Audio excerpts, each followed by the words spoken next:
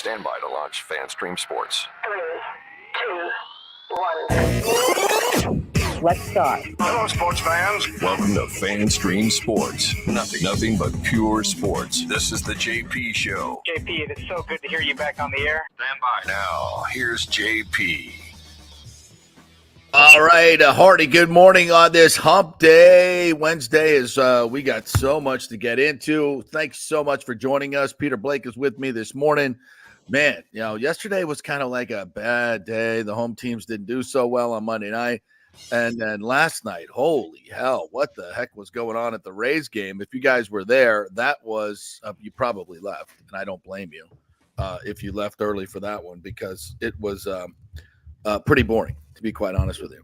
And of course, the Lightning now have a game tonight that was going to be somewhat meaningless, but it's anything but meaningless, as Kucherov is going to go for 100 assists tonight, and Austin Matthews comes into the house trying to be the first player since 92, 93 to get 70 goals, because he's stuck on 69, Gronk's favorite number.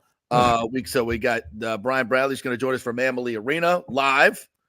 Breaking news, right? We'll do that. And JC Allen's going to talk some NFL draft and Bucks draft. And we've got also Coach Z to talk some hoops, as just the end of the Warriors dynasty come to an end last night. So much to get to. Thank you guys so much for joining us. We're going to bring the energy, right, Peter? We're going to bring all the fun stuff, and we're going to bring some information. We'll make you think. We'll make you laugh. It's going to be a good 2 hours. I'm looking forward to it. What's up, partner? How are you? What's going on, buddy? Happy hump day. And, of course, the Rays game at first was kind of boring, but then it ended in walk-off fashion. It got 8 days away till the NFL draft. So we're almost there. Who did the Bucks draft? Do they draft a corner? Do they draft an edge rusher? Is it an offensive lineman? Is it a wide receiver? Or is it a possible trade down? I know there's a lot of Bucks fans out there. And how about the Lightning lately? A little bit flat. A lot of bit flat. Worried about them. I mean, they were on a streak there, on a heater, and then all of a sudden, wah, wah, wah, wah, wah. So a lot of things to talk about today, man. What's going on? Yeah, it's going to be a great show. I'm looking forward to it. So we'll bust right into it. So last night I'm at the Straz watching the Book of Mormon with the lovely Ashley, and I'm trying to keep an eye on the Rays game, and I'm like, oh my God. It's how boring is this? One hit. They got one hit through 9 innings. I'm so glad I came to the Book of Mormon, which, by the way, if you have not seen the Book of Mormon, now if you're a religious person and you can't really laugh at yourself, do not go, because I am a religious person, but we can have a few laughs at our own expense, but it is the funniest musical you'll ever see. It's freaking hilarious, completely irreverent. Do not take your children, but it was fantastic. The cast is incredible. So go see that at the Straz. I cannot stress that enough. And the reason I mention it, there's this older lady behind me, and she's discussing the Rays game, and she's discussing, the last couple Rays games. And she's like, I couldn't, I'm eavesdropping, and I just couldn't help it. The way she was discussing it, she's like, this team is so disgraceful. It's disgraceful. The Rays just cannot hit. They cannot hit this. They're so boring. It's unimaginable. I can't watch them anymore. And the other older lady's like, I know. I try to sit down and watch them, and it's an embarrassment. Look at it. And they're like, and she's looking at her phone. She goes, do you know they only have one hit tonight? One hit. And the Angels stink. I mean, hearing two older ladies so passionate about baseball, I wanted to turn around and just say, "Hey, you got to listen to the JP Peterson show," but I didn't bug him. So it was. You always should promote. I should have, yeah. But it was just such a funny conversation, because these older ladies, and they're here to watch the Book of Mormon. They're talking about baseball. I'm like, I thought I was the only one looking at my phone. So I'm getting it. So we go to intermission at the Book of Mormon. I look back at my phone, and I'm like, now they're in the 12th inning, and I'm looking like, what the hell is going on in this game? And then and I went back and saw the highlights last night and this morning, and the 9th inning, they've had one hit. They're down to 2 outs. I mean, it's just like, are you serious? Nothing is going to happen. They don't even have a freaking pulse. Next thing you know, infield, Ramirez gets an infield hit up the middle. Rosario sneaks one through, but with a bleeder into center field. And then Joey Cowboy comes off the damn bench and rips a 2-run double down the right field line on a 97-mile-an-hour heater on the black, and they're tied, and they're going to extra innings. Mm-hmm. Extra innings, they score a series, caught in no man's land on a comebacker to the mound. All the pitcher has to do is throw it to the third baseman, and for some reason, he turns and throws it to first base and throws it by him, and the run scores. Game continues. Then they get down to their final out again. They're down a run in the 13th. And who was it? Rosario. Rosario. Well, Yeah. Rosario had the game winner. But right before that, to tie it up with a 2-out hit, was Palacios. Palacios rips one down the right field line. And it ties the game with 2 outs. And then Rosario on just a horrible, barely gets the bat on it, chopper to third, but he's busting it out of the box. I mean, right off the beginning with 2 outs, he's busting it out of the box, beats the throw to first base, and they win the game. I mean, 7-6. I mean, are you kidding me? And Cash said it afterwards. This is a big moment for this team, and that's as I've watched a lot of Rays baseball in my day, Peter Blake. Mm-hmm. That's as incredible a comeback, I think, as it's got to be in the top 5 as far as, being down to your last out, 3 or 4 times and coming through it each and every time. That really does say something about your team. These guys really, they care. Most teams would just mail it in at that point. They're just mailing it in. But these guys are grinding out every single at bat. You love the way they play. You love the passion that they have for winning. And I think it's important. I think it's an important game. And hopefully this will spur them on.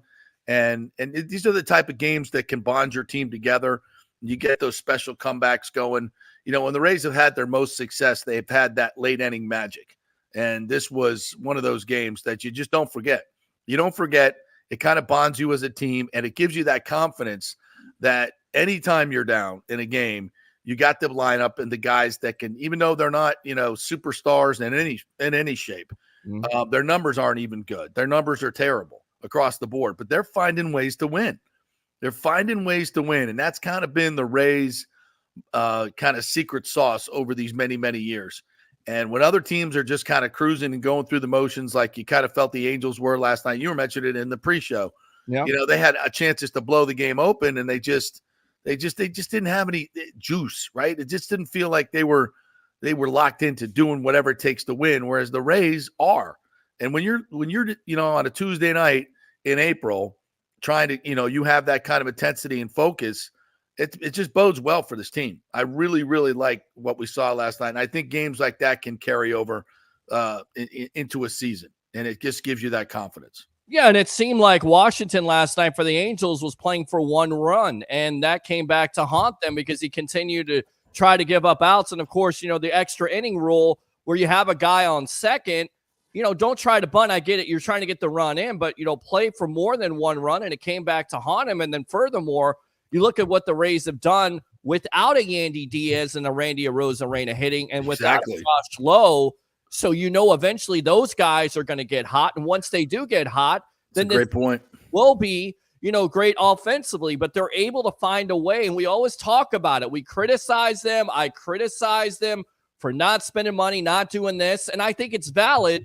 But at the end of the day, they all make us look like liars because they find a way to win with either pitching, defense, or scrappy hustle players like Rosario and, of course, the Cowboy himself coming through in that bottom of the 9th inning. Yeah, that kid's special.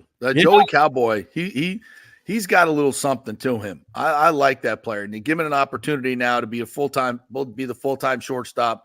I like his moxie. I like his skill set. He seems like a special player. I don't know. He doesn't have transcendent talent like a Wander Franco does, but he certainly makes better decisions, and he's got heart, and he plays hard, and he never gives up, and he has a knack for the big moment. I like that kid.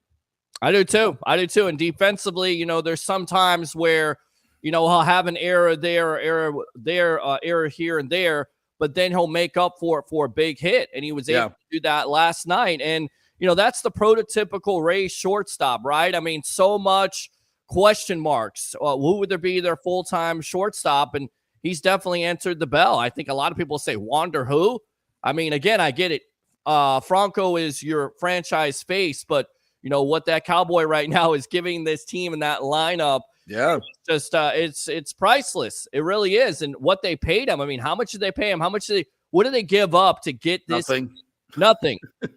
Nothing. I mean, what did they pick Seattle's pocket on that deal? So I mean, again, you know, the Rays find a way. We'll see how it goes. Still have too many walks. But the bullpen doing great stuff there. Yep, when you got bases loaded with Jason Adam and you're able to get Mike Trout, who traditionally has been a Rays killer, you're able to get out of that inning with just one run, which, by the way, Jose Siri, probably the play of the night, because if you don't make, and that's not a typical play. Like Dwayne Stats, I feel like the excitement isn't there. I don't know where it is. I love you, Stats. Interviewed him before.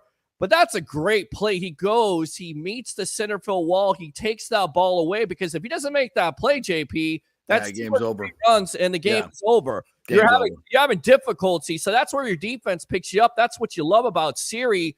And you got, you know, shades of Kevin Kiermaier. Maybe not necessarily with the throw there, the third, but boy, I tell you right now, that play in center field really saved him. No, that was a huge highlight play. Great play by Siri. And so many of those moments when you have a game like that comes down to one run, one pitch, multiple times. They came back 4 separate times. Yeah. Like 4 separate times they came back, in the 9th, in the 10th, in the 11th, and the 13th.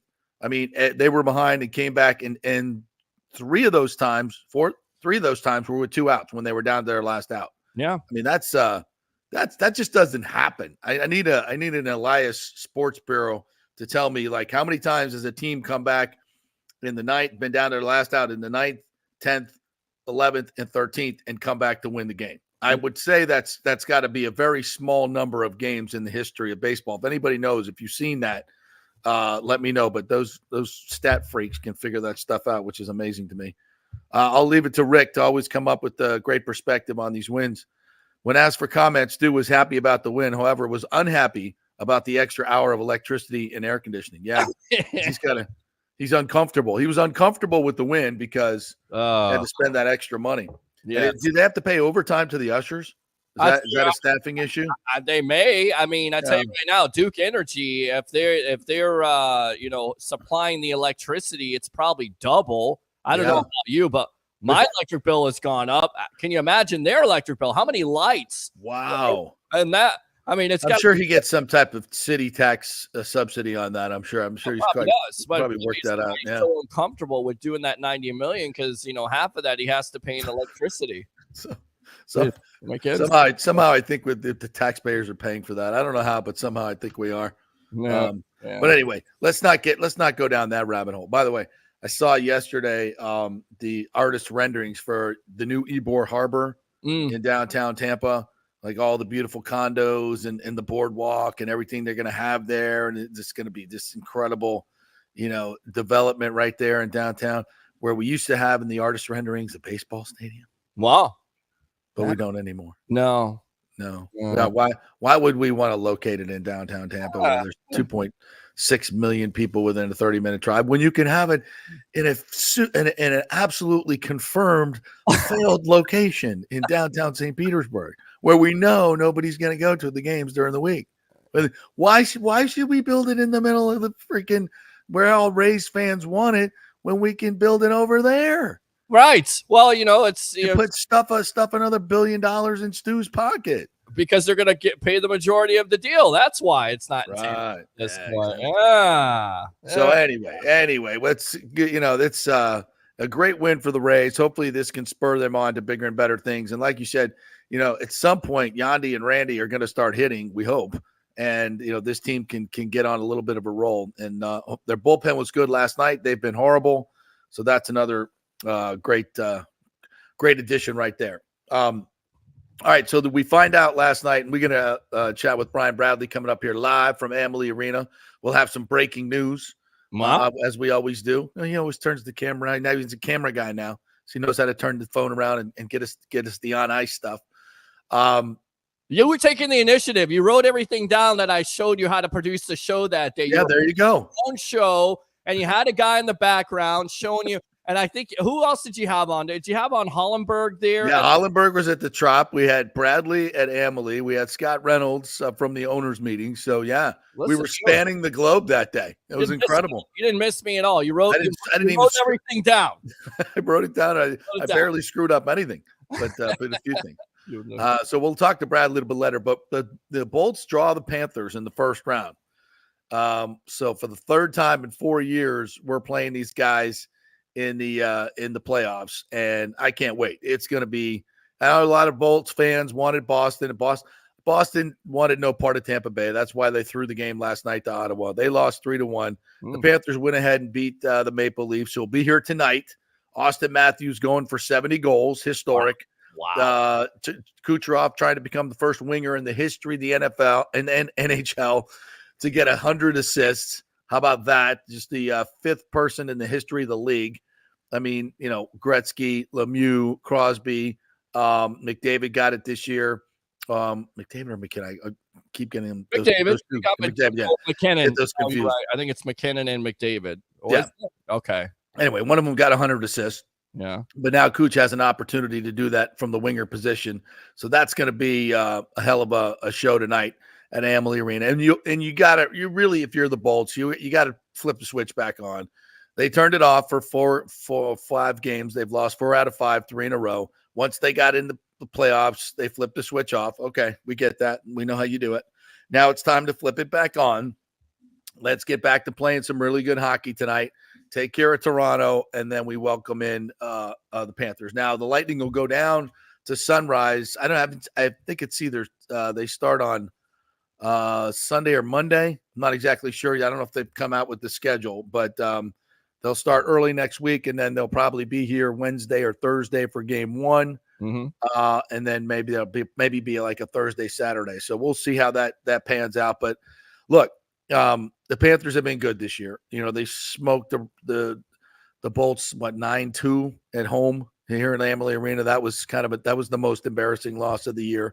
And then the Bolts go down to Sunrise and get outshot 50-15, but win the game thanks to Vasi's 49 saves. I believe he had that particular game. So, the Panthers' forecheck is ridiculous. It's really, really good. But look, we got their number, especially in the playoffs. So I know they don't want to be playing the Tampa Bay Lightning. That this is a new group. I know it's got a lot of talent on that group there. I got a lot of firepower. But I think if you're the Tampa Bay Lightning, you fear no team, and certainly you don't fear the stinking Panthers. No. All right, we got JC Allen coming on. We got him coming on, but I don't have him right now. So I guess I'll give him a call here in a moment, unless you want. Let's hit a break. We'll hit a quick break here. We'll come back on the other side. We'll get JC Allen hooked up. We got Brian Bradley coming your way. Coach Z is going to talk some hoops with us. Could this be the end of the Warriors dynasty? And we'll talk some Magic Cavs as well, as they're into the playoffs. And we'll hit USF and Kentucky as well. So lots more coming your way. We're brought to you by the Jeeves Law Group. They are local, they are trusted, and they get results. So Scott Jeeves will be joining us tomorrow, talk a little FSU lawsuit and Gator football. Love chatting with him. So if you have any legal issues whatsoever, get a free case evaluation at the Jeeves Law Group. JeevesLawGroup.com, JEEVES Lawgroup.com. Back in 3 with JC Allen. Stay with us.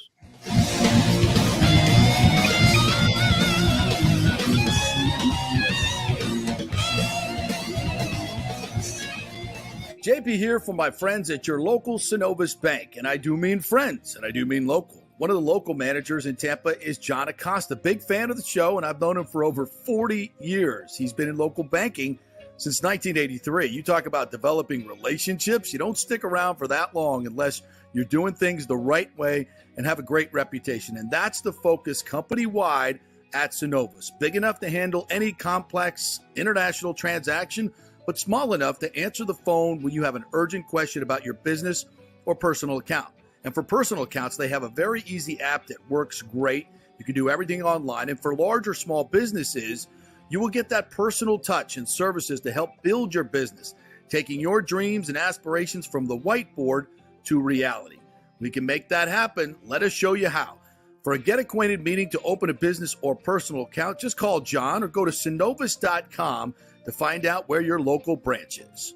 Everyone knows Italiano Insurance is your go-to for home insurance, but they also have an amazing team that focuses on business insurance. Yes, your business is most likely your biggest asset, so make sure you have the right coverage at the most competitive price. And if you started a side hustle recently, don't forget you need business insurance, because if you get sued in this over-litigious society we live in, you could lose all your personal wealth. So get that business insurance. And for the best customer service, always choose Italiano. My representative, Charity, is amazing. I called her late on a Friday because my insurance was going to lapse. She stayed late until the job was done. You just don't find that anymore. Give them a call, 813-877-7799. That's 813-877-7799. Italiano Insurance. JP here for the Geddes Gordon Real Estate Group and our good friend Jane Geddes. Folks, simply put, there is nobody like Jane. Jane is a former LPGA two-time major championship winner. She was also vice president of talent relations at WWE. She also has a law degree from Stetson. So if Jane can drain a 10-footer to win the U.S. Open and stare down Hulk Hogan in the boardroom, you want Jane on your real estate team to not only negotiate the best deal, but find you the perfect home or investment property. And when you work with the Geddes Gordon Group, you become part of the real estate family and get concierge services that include expertly staging, marketing, and preparing your home for sale. Advice on golf properties. Hey, you might even get some golf tips. Many of their clients become friends long after the sale or purchase is completed. It's all part of the deal. So if you're looking for that perfect home or investment property or try to get top dollar for your home, go with Jane Geddes and the Geddes Gordon Group, because there's nobody like Jane. Call 813-485-6808 or go to geddesgordon.kw.com. That's GEDDES Gordon.kw.com. or call 813-485-6808. With over 34 years of producing small and large events, Extravaganza Productions is truly a Tampa treasure when it comes to creating some of the very best events in Tampa and all across the United States. I've worked with them at the Florida Sports Hall of Fame inductions, the Warrior Games, which was an Olympic-sized event spread across all of Tampa Bay. They are the very best, from small meetings to exceptionally large corporate conferences to galas, fundraisers, sporting events, grand openings, whatever you want. Team EPI has an extremely talented staff of designers and show producers that develop extraordinary events fueled by the visions of their clients. You can reach them at their Tampa headquarters at 813-621-4700 or go to extravaganzaproductions.com. Let's go. Right now, back to the show on FanStream Sports. Come back to the JP Peterson Show on this beautiful Hump Day Wednesday. So much going on in the Bay Area and in sports. We thank you so much for joining us. Peter Blake along with me here from the Sports Web. Do we have JC Allen on? We got him on, yes. What's up, JC? How you doing, brother? Doing well, guys. How we doing today? We getting ready for the draft? You getting ready for draft? I'm right there with you, doing my scouting reports now on all the positions, and they're coming out daily, so make sure you're checking those out. Tell everybody where they can find all your draft information, my friend. Yeah, absolutely. Head over to Sports Illustrated Bucks Game Day. I've got right now. I have quarterbacks, running backs, wide receivers, tight ends, and tackles will be out today. Guards will be out tomorrow, and so on until the day of the draft, where I'll have my final mock draft out. I just put a new mock draft out last week, so go check that out over there too. But yeah, we're pumping these guys out. More specific Bucks fits in each round 1, 2, 3 to 4, 5 to 7, with my best fits for round 1 and 2, round 3 and 4, and then 5 to 7 in there. So definitely check those out. I'm not going over guys who aren't going to be in their consideration. So quarterbacks, don't expect to see Caleb Williams or we're not getting Caleb in the third round. You're not getting Drake May. You're not getting any of those quarterbacks at no, all. No don't interest? expect to see Marvin Harrison in the wide receivers. No. Shocking development there, JC. Where are they leaning to, in your opinion? Where do you think they're going? Are they going edge rusher? Are they going corner? Are they going interior line? Does it depend on who's there? What do you get the sense of where they're going with? Man, hats off to Jason because he really did a great job at addressing some of the holes on this offense and defense. They still could use upgrades and still could use premier players at a lot of positions, but they did enough where they have enough competition at those spots. Interior line, he brought in Sua Opeta, Ben Bredesen. Edge, he brought in Randy Gregory. At cornerback, Bryce Hall and Tavier Thomas. So he's done a really good job at filling holes where it really is best player available, I think. Yeah. That's a scheme fit, obviously. You don't want to say best player available and the guy's, excels in a 4-3 or he's in a RPO, So I think they would love to go edge. If Leatu Latu or Jared Verse were there, I think they would really kind of jump all over that. I don't rule out wide receiver. Brian Thomas Jr., A.D. Mitchell, one of those guys are there. Wow. Dane Brugler just came out with his and had Nate Wiggins. I wouldn't rule out cornerback. They had Kool-Aid McKinstry in for a top 30 visit. I think, that's a position that, as we've seen over the years, injuries hit it pretty hard. I mean, they had Richard Sherman in there 1 year. Trying to get the last out of him because, corner is a demanding position. And it's one of those, when you look at the NFL outside of quarterback, you really have 4 premier positions right now. And that's left tackle because you got to protect your quarterback, wide receiver because of the dynamicism that they can bring to plays, and then edge rusher and cornerback to kind of combat those 2 offensive positions. So they're set at tackles or bookend tackles, so I wouldn't look there. But cornerback, Right. wide receiver, edge rusher, I think they're all in play. A sneaky selection, Jazon Newton out of Illinois at defensive tackle. I know they just went defensive tackle with their first pick the last 2 years in Logan Hall and Kalijah Cansey, but they could pair with him. Jason talked about attacking the trenches. That would be a sneaky pick. I think Graham Barton's in the mix in interior offensive line. I think maybe Jordan Morgan, Arizona. A lot of people aren't talking about him as a guy who can kick inside. Obviously, Jackson Powers Johnson, if you go on Twitter, X, whatever. That's my guy. He's a favorite amongst many Bucs fans. But I just look at Jason's past history and the propensity he has at nailing second and third round offensive linemen. Mm-hmm. And when you look at the other positions, there is some drop off where you can get a potential starter in the second, third round at guard. And I think that's more prioritized by them at guard than it is center. I think you can roll with Hainsey for another year and be fine with it. I could not disagree more, JC. The center position, man, I know that. the center. I'm a fan of him. He's a really good dude. I've talked to him many times, and I think he's and he's very versatile. He can play anywhere on the line, and he's a great guy to have as a backup. But, you turn on the tape, bro, and he just gets overrun at center. I think and I'm not putting it all on him. The left guard position has been an issue as well. The construct of the running game, I don't think has been great. Obviously, the results have not been there. But he sticks out like a sore thumb in terms of just getting overrun at times, and a lot of times. And PFF would agree. So I think the best way to improve this team in the draft is to go get a center with some girth and some size and some talent, and that's Jackson Powers Johnson. Now, I'm there's a lot of teams that need centers, there's a lot of teams that need interior line.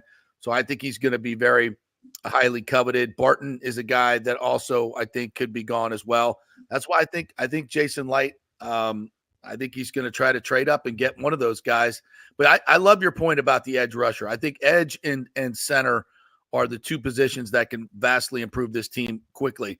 And you're not going to get a decent edge rusher in the second round, whereas you could probably find a pretty decent center, left guard, interior line guy in the second round. So I would agree with you there. So, and again, as you know, the draft is a composite, right? It's not the first guy. It's not the fourth guy. It's a composite. How many starters can you get out of this in total? And my question to you is, do you think they're more interested in filling needs that will help them this year, or like you say, wide receiver? I mean, you don't need a wide receiver right now, but you will next year. And if there's going to be some good ones there. So how do they balance immediate need with future needs? It's funny because I asked Jason that when we talked to him late last week. It's a great question. It's something that every team has to have their eye towards the future while also they're planning on competing this year. But when you look at those positions that maybe deemed secondary needs, right, like wide receiver, they're going to more of a 3 wide receiver set, which means, 11 personnel, which means there will be 1 tight end in the field, 3 wide receivers. Trey Palmer was vastly inconsistent his rookie year. And he was a 6th-round pick for a reason. Could he have gone higher, 4th round, 5th round? And so, but I mean, you could still use a top echelon wide receiver outside of Mike, and that allows Palmer to kind of develop a little bit more. He can play the slot. Maybe he learns a little bit more behind Godwin. Then he's your Godwin replacement. Godwin's up next year at cornerback. If Jamel Dean can't stay healthy, the same thing could happen to him that happened to Carlton Davis. Finally, leave his deal next year, ship him out for a pick. And now you have a need at cornerback. Also, again, the rash of injuries that have hit that spot. So those are some secondary needs that could be, top needs. And running back is another position that people look like, well, we have Rashad White. He's our starter. But the Bucs have struggled consistently with short yardage situations. So do you want to get a bruiser in there? Is that worth a 3rd round pick or 4th round pick? So it's kind of weighing and balancing out what holes we have, what needs can we fill, how do we do so. I think I disagree with your opinion that they trade up. Even Jason said, they're really happy with the picks they have right now. I don't see them giving up any, unless it's like a crazy scenario where one of these edge rushers are, within a grasp of them. But they don't pick from 125 to 220. You're telling me Jason White's going to sit there for 95 picks and not make a selection and just watch the guys go? I mean, he has in the last couple of years. You think about it with Zion McCollum, traded a 5th round pick to a 4th round pick to move into the 5th round. Last year with Trey Palmer, traded a 5th round pick this year to move into the 6th round to get him. So they have been a little bit more aggressive in trading future picks.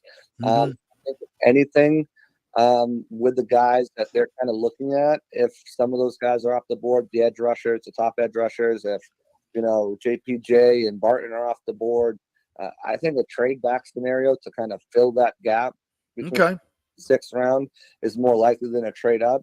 But there's a plethora of guys there that I think, and the meat and potatoes of this draft, if you're not in the top 15, 19 picks, is in the 2nd and 3rd round. You're going to find starters in the 2nd and 3rd round this year, whether that's at edge, corner, wide receiver, interior offensive line. I mean, that's where some of the good depth of this draft class is. That they may not be Pro Bowl, Hall of Fame caliber guys, but these are going to be long-term starters for your organization and throughout the league. So it's really difficult to kind of balance that out, because you never know when it's the Kyle Trask thing all over again, right? Kyle Trask. So you didn't really have many needs. You get Kyle Trask, and then in the season you get your cornerback position gets decimated. So you never know when a non-need is going to become a need in the season. So it's always best to be prepared for that. I agree. Have an opportunity to draft one of these upper echelon guys, whether it's in the 1st, 2nd round, that may not be perceived as a current need. You got to do it, especially if it's what the board tells you to do. Yeah, no, I agree. And there is a lot of depth in this draft.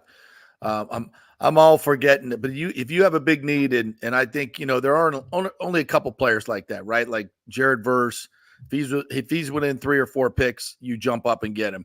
If Jackson Powers Johnson slips a little bit, and he's there within 3 or 4 picks, you jump up and get him. Because I think they are difference makers. But we'll see. That's why we watch the draft. It's going to be awesome. Right. JC, tell us once again how we can get all your content. Yeah, absolutely. So, my Twitter handle, JC Allen NFL. Check that out. Always posting stuff about the Bucs. Always posting stuff about my own content, which you can find at Sports Illustrated's Bucs Game Day. Check that out. Again, I'm working on my position by position breakdown. I'm doing it all myself, and they're coming out daily up until the day of the draft, where I'll put out my final mock draft. Pirate Parlay is my podcast. You can find that on the Sick Podcast Network on YouTube. I've got a special episode tomorrow. Dane Brugler of The Athletics, the mastermind behind the beast. He'll be on, so we'll be breaking down his mock draft that came out today. Some, early round picks, some late round picks that could intrigue the Bucs, that kind of getting into the meat and potatoes of his scouting report. So that will be fun. And always, you can find me on the JP Peterson. I'm a regular over here. That's right. Dang right you are. Information with two great hosts here. So yeah, and he also started out on the sports web during the draft. Just there we go. To go. That's quick little backstory there. That's how I got my start in this business. I found Peter's show. Brady had just signed. I called in a bunch of times telling him, as most of you guys know, I'm a New Englander, so telling him about Brady. Then Gronk comes, and then they gave me the opportunity to represent the Pats in the draft for them in their big draft. I came prepared. Other guys called in with their picks and saying, yeah, we picked so-and-so. I had like paragraphs on why I love it. you should have picked Jalen Hurts at 23, and they didn't. From after that, it was, do you want to be a regular? Yeah. Have you written? No, but I'll try. Do you want your own show? And there you go. Well, JC, we got Brian Bradley live from Amalie Arena waiting to come on. So another one of our great guests. We thank you for jumping on, and let's talk to you next week as we get closer to the draft. Sounds good. Talk to y'all later. All right. Thanks. Appreciate it. Absolutely. Great stuff. All right. So we go from the Buccaneers to live to Amalie Arena with the great Brian Bradley, the Lightning's first all-star and leading scorer for those first few years. And he comes to us live from Amalie Arena. There he is. What's up, partner? How are you? Good, JP. How are you, buddy? Everything good? Yeah, man. We got this game tonight suddenly got a little bit more interesting, right? With the milestones that are available tonight, two historic milestones. Kucherov going for 100 assists, and now Austin Matthews going for his 70th goal. Didn't get it last night in Florida. I was a little surprised. So big game tonight, huh? Yeah, huge game. I mean, a big game for milestone points, and stuff like that. Not a big game for the team. No. I think everybody's kind of wants Kucherov, talk about him to get the 100 assists. I mean, when you talk about 100 assists, there's only been 4 guys to ever do that, which to me was surprising when I heard that. I thought there'd been a few more guys that ever got to 100. I think Adam Oates got to 95 one year, but I mean, obviously Gretzky, Mario Lemieux, and Bobby Orr were the only guys to get it. Now Connor McDavid got 100 the other night. Wayne Gretzky got it 11 times, which is crazy. But Kucherov, you know what? I hope they get it tonight. And you know what? 100 assists. And you know what? I'm not a Leaf fan. You know what? I played there, so but I am about records. And you know what? I'm hoping that Austin Matthews gets his 70th goal of the year. Yeah. That's a big accomplishment. Yeah. It hasn't been done since 1992-93 when Timo Cellini did it. It's been a long time. That's when we came into the league in 92-3. That's how long it's been since somebody scored 70 goals in the NHL. He probably got a few against the Lightning, I would imagine, that year. Yeah, I think he did that year, which is crazy because you know what? When we came into the league our first year, we were in the Western Conference. How are the Tampa Bay Lightning in the Western Conference? Yeah, yeah.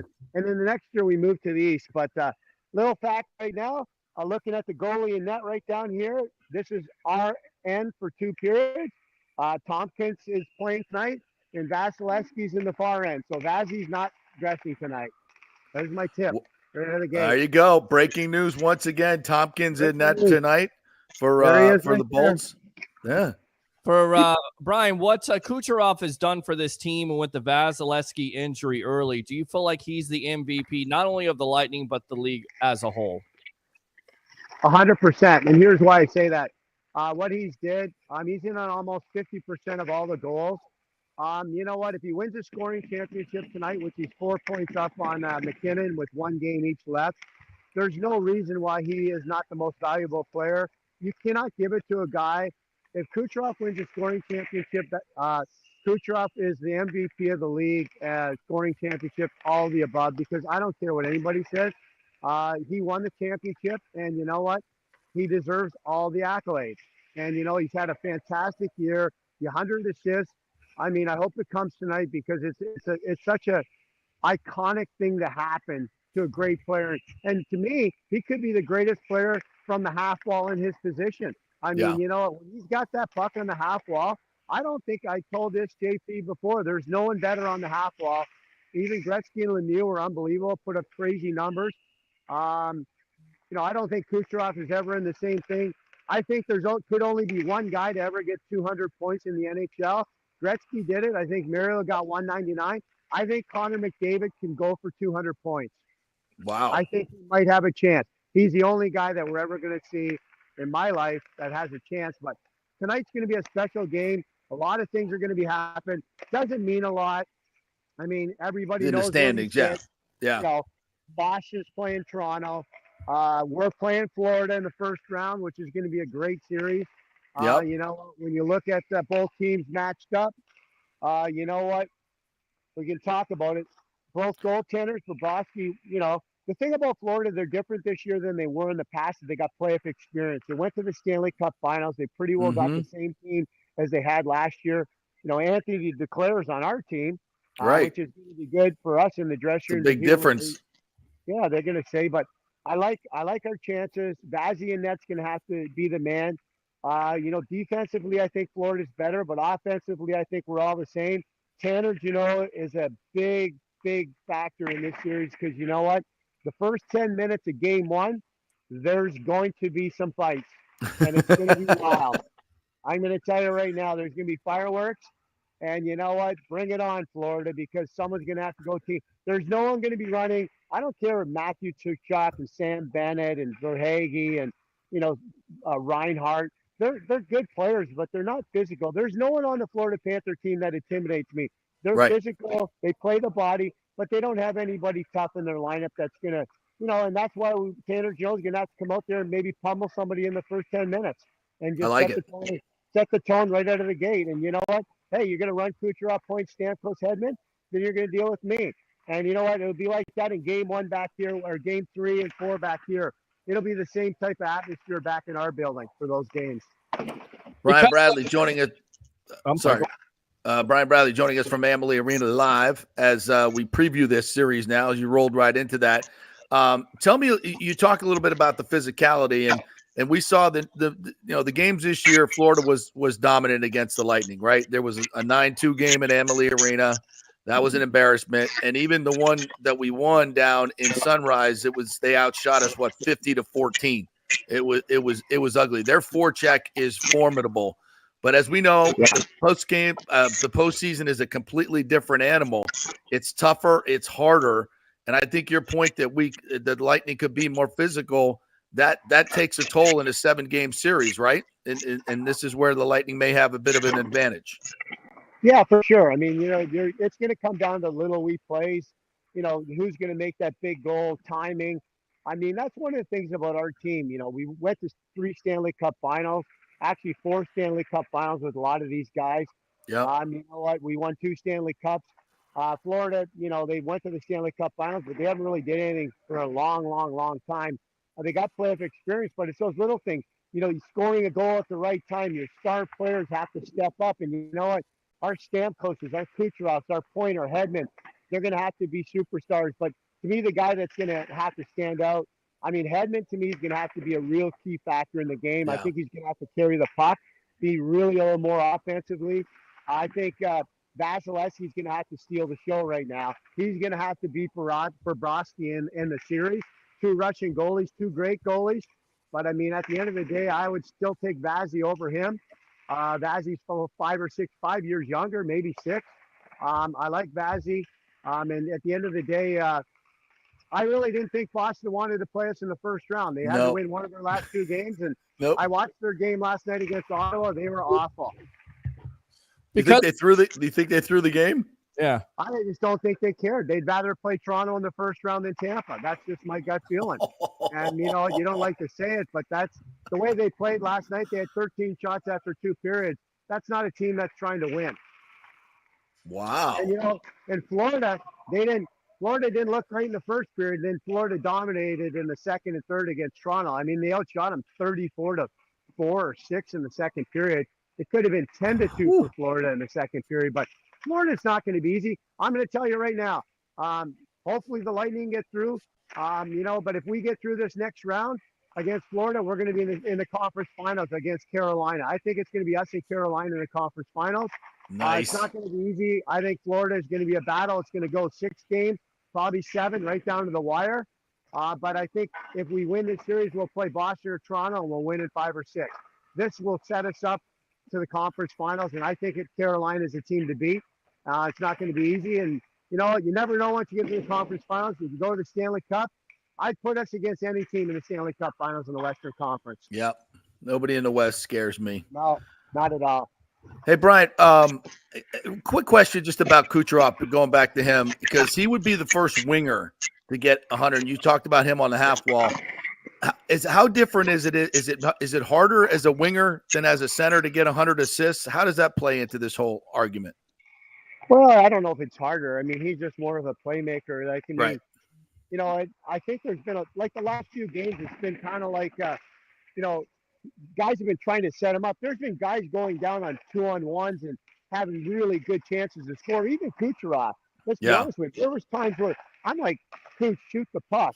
You got a great shot. And everybody's trying to make that pass so he gets that 100 assists. So, you know, at the end of the day, I mean, this is the last game and everything goes back to zero because he's got a great shot. He can score goals just like Stamkos can. I mean, you know, but everybody wants that 100 assists. I think if he gets it tonight, you know, and I hope he does because it's such a great milestone.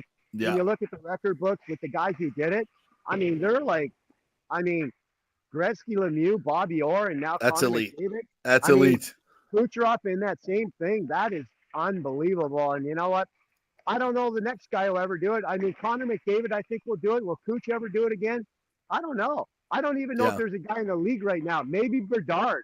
Bedard on Chicago maybe has a chance in 3 or 4 years to do it, but I don't see anybody else even coming remotely close to that record of 100 assists. Brian, what's your biggest concern with this Lightning team? We talk about the veteran leadership. They could be the most dangerous team in the Stanley Cup playoffs, but what's your biggest concern with this team right now? Probably defense. I mean, you know what? When you look at guys, you know, Sergachev's on the ice right now. They're like there with Hayden Fleury.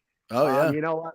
When they're in red jerseys, you know what? They're just doing something at the bench. They're doing some more stuff. But, I mean, a guy like Sergachev, you know, a veteran guy, he's won 2 Stanley Cups.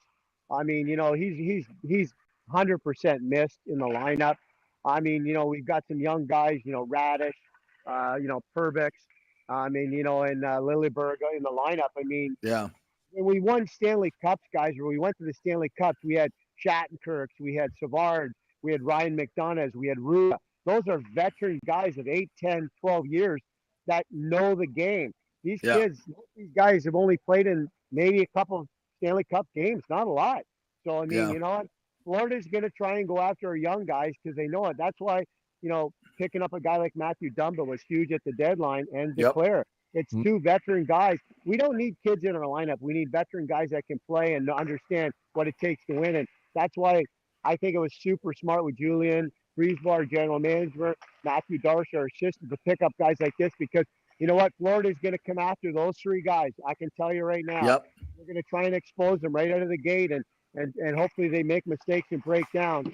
And, you know, they've got to be ready to go. And the only way you get experienced, guys, is in any sport. You got to play in the big game. That's the playoffs. That's the only way you get to this next level. So it doesn't matter if it's football, baseball, or basketball. You got to play in the big games to get that experience, and the kids are going to learn right out of the gate. It's going to be wild in games 1 and 2 in Florida. Yeah. Hey, Brian, before you go, real quick, any word on Luke Glendening? And if he can't play, how much do we miss his face-off and penalty killing? Well, I think both the guys right now, they're not on the ice right now.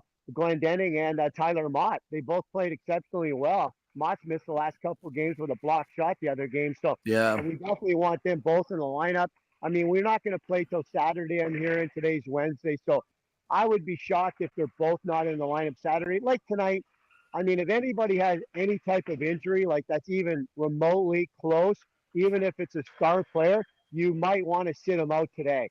I mean, I know we're after Kucherov's record, but we're in the playoffs Saturday, and you don't want to have your shoulder get a little worse because Saturday it's going to be a war. Yeah. All right, Brad, it's great stuff as always, my friend. Appreciate you. I will see you tonight, and hopefully we witness a little bit of history at Amalie Arena. Go Bulls. TJP. You're the best. You're the best. The great Brian Bradley right there, working that camera live at Amalie Arena. Just like it, just showing us breaking news down. No Vasilevsky tonight. I mean, what is that? Where do that's an Emmy right there. What's the award for potty? Is it a potty? He gets a potty for that. He gets it's a potty. The potty? Podcast. The podcast here. Nice. Okay. You have Emmys, you have Tonys, you have Oscars. It's a potty. Yeah. Well, we're sixth PODDY. now, aren't we? We're like 6th or going up the charts here. You're also on Instagram Live, by the way. You're Instagram Live. Yeah, we are. We were first time we were on Instagram Live today. So we're going to start getting it out on Instagram as well. So we're on 102.5 The Strike, right? We're on Facebook. We're on Twitter. We got about 3-4 streams going on Twitter. We got now we're live on Instagram. We're live on YouTube. Obviously, we're live on YouTube every day. I mean, we're everywhere. It's we're blowing up. We are. Like you, by the way. You're now also adminning. Is that a word? Admitting WATB, which we've been on WATB for the last year and a half as well. So that's a big Facebook group that you're working with, right? Yeah. Congrats on that. Thank you very much. Appreciate it. Trying to build that up a little bit even more. Mason Bradford hit me up and said, look, I want this page to grow even more. I'm not able to deal with it right now. You're the perfect person to do it. And I agree. Let's do it. We brought the JP Peterson show. There's other podcasts out there. Why not create our own network out there?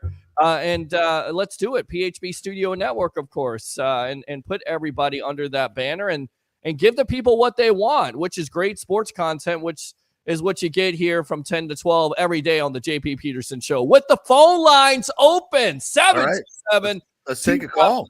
0391-727-255-0391. Want to throw this out there, going back to the NFL. This is a report from ESPN saying that Robert Kraft, the owner this is big. England Patriots, called Arthur Blank to warn him not to trust Bill, according to the source who spoke separately close to Kraft, friend and longtime Belichick confidant. Blank considers Kraft his closest friend in ownership circles, according to the report. So that's got to go on. And you kind of think that there was some rift between Kraft and Belichick. We know there was, because just a couple years ago when Jimmy Garoppolo was on the roster, exactly, trade Tom Brady to somewhere and as Jimmy Garoppolo. We got Eric on the line. You want to go out to Eric? Sure.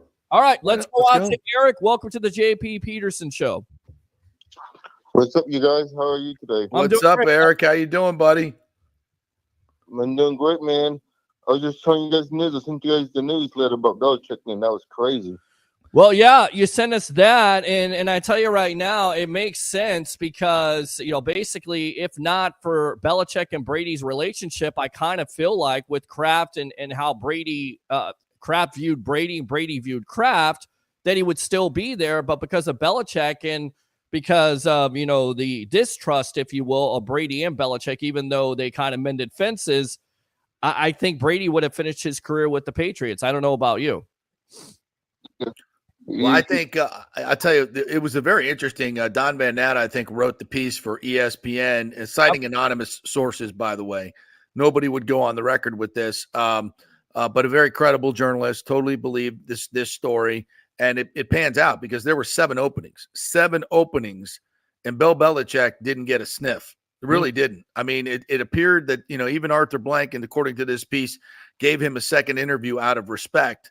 But the word is that Robert Kraft called Arthur Blank and said, "Don't trust Bill." That's an indictment. That's a very serious indictment to use those words. Don't trust Bill. And also, as we talked about, I predicted Raheem Morris was going to get that job over Belichick because it's just a situation where he wanted too much power. And I didn't know if Arthur was going to. Arthur likes big game hunting, right? He wants to be relevant. But he did a poll, evidently, of all the Rich McKay and everybody in his organization to give me your top 3, and Belichick wasn't really even listed in that as far as their search would go. So I think everybody, given and you just got to look at the last few years with Belichick. How do you have a second-year quarterback without an offensive coordinator? And look at his drafting has been dreadful, terrible. I mean, without Brady, his legacy is like grotesquely average, below average. Everything he's done without Tom Brady has been way below average. So I don't even think the Brady or Belichick argument is even valid anymore. Was it more Brady or Belichick? It was more Brady. Now, at number one is the Brady Belichick combo. I mean, you got to give Belichick credit. He was the guy running the show, but clearly without Brady, he has been, less than average. Mediocre. He's a mediocre coach, yeah. even worse than that. And you look at the records, and you're exactly right. When that drafting catches up with you, when you continue to miss on first and second and third round picks, that's your meat and potatoes. And especially with the organization and, kind of their, philosophical differences from other teams out there where they're not going to spend on their own free agents, that they barely go out there and sign free agents. And that's the reason why Brady was so turned off by the Patriots, because so many years he took less money to keep the Patriots competitive. And of course, he most likely was asking for, more help. I need this, I need that. Well, no, we're not going to do that. Well, wait a minute.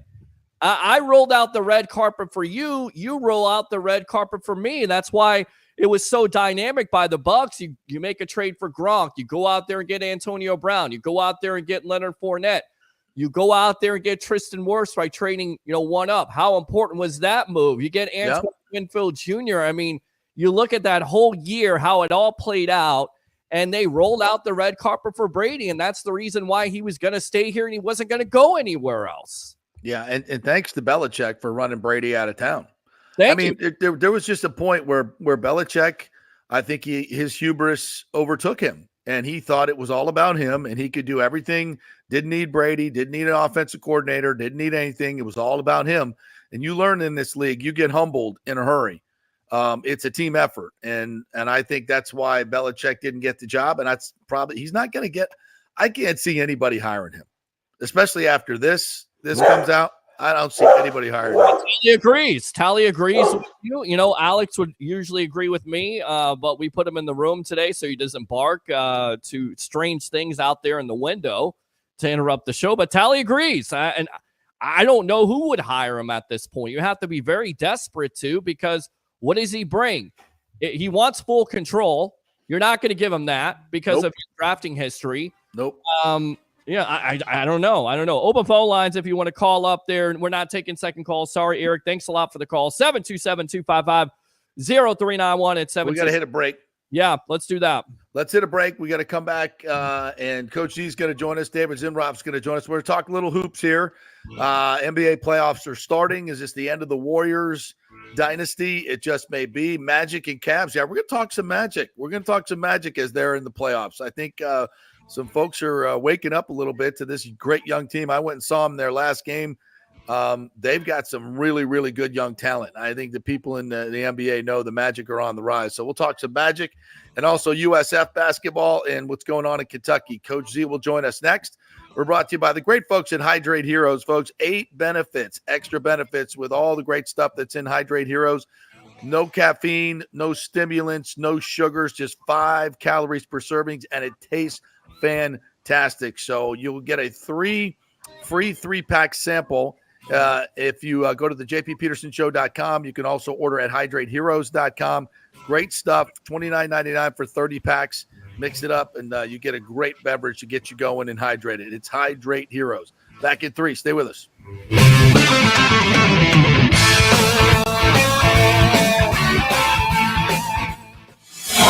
This is The Strike. 102.5 WHPT, HD2 Sarasota, Tampa, St. Pete.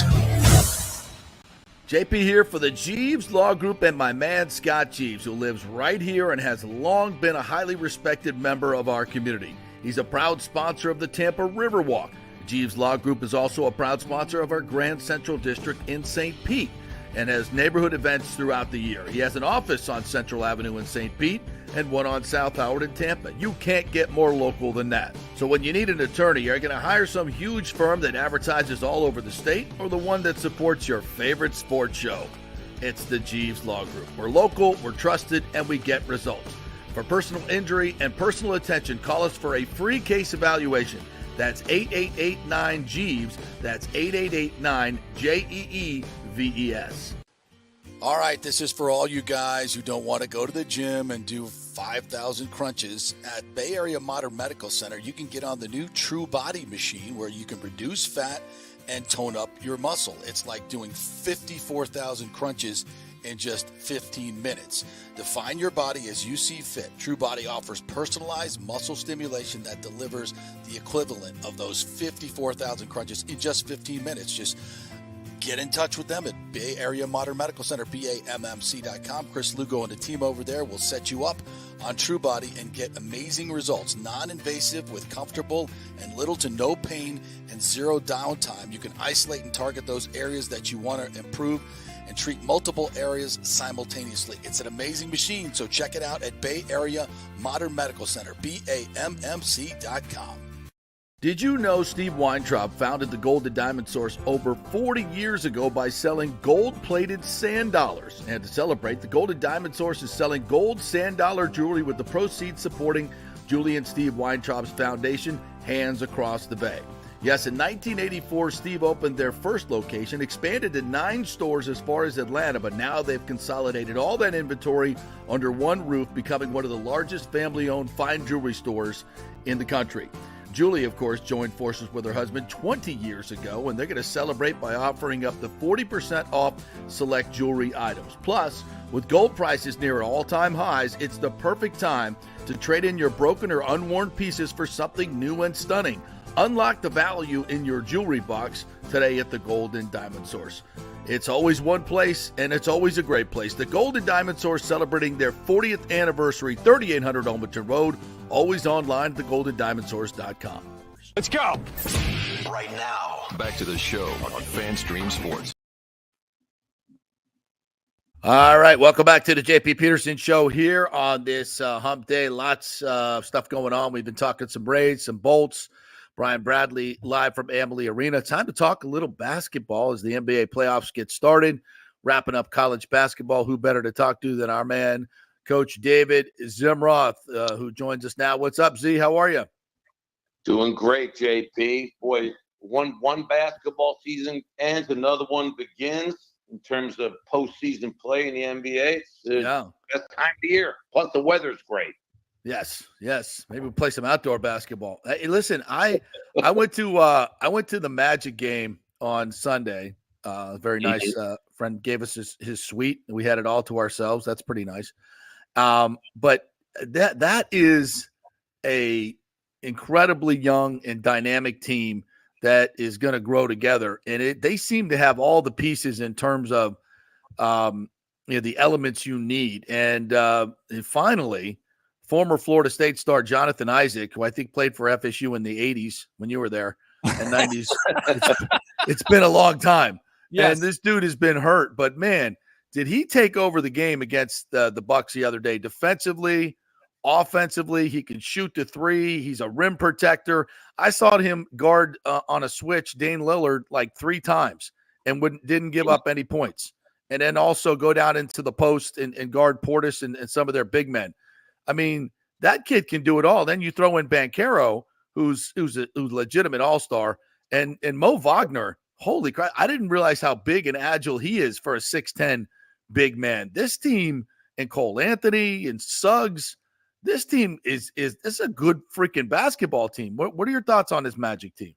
Well, I think the most important thing from my perspective is the patience that the Magic franchise has shown with Jonathan Isaac.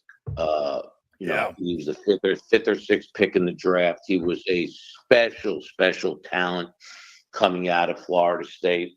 Like you said, do it all, both ends of the court, 6'10", athletic. I mean, he was a big time draft pick, and he's had some injuries. Mm-hmm. And they've stayed with him. They've worked with him. They haven't gone south on him. And now look at what's happened. He's back playing. He's probably playing as good as he's ever played. His defensive ability in terms of being able to change the course of a game just on that end alone.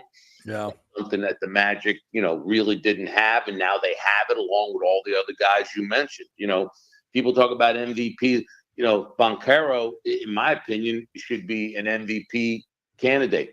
What the guy's done this year is remarkable. Mm-hmm. Then you got both Wagners. You got Franz averaging 20. You got the other one averaging, 11 or 12 coming off the bench. Carter is They averaging 11.7 rebounds. You got Suggs and Cole Anthony. They're deep. They're good. They're deep. They're young. They play both ends of the court, and they play together. So I think the series is going to be great. And I was looking at some things. You look at that team, and then you look at the Cavs. Their records are basically identical. They played 4 times this year and split. They both won on opposing courts. I just think the Magic need to really defend them at a higher level. And I think Jonathan Isaac will add that, because a couple of times they've scored over 120 points against the Magic. So but they're deep as well. The Cavs are deep in the backcourt. They've got size and athleticism in the front court. Mitchell's an all-star. Yep. Garland's a potential all-star. Allen and Mobley, big and athletic. They got three-point shooter Struss. Okaro and Niang. I mean, they're deep. It's going to be a great series. Might be one of the best series out. Why are the Magic getting more respect? Because you look at it, is it that stigma of them being a young team? It kind of reminds me of, how talented the Magic were with Shaq, and then they get swept.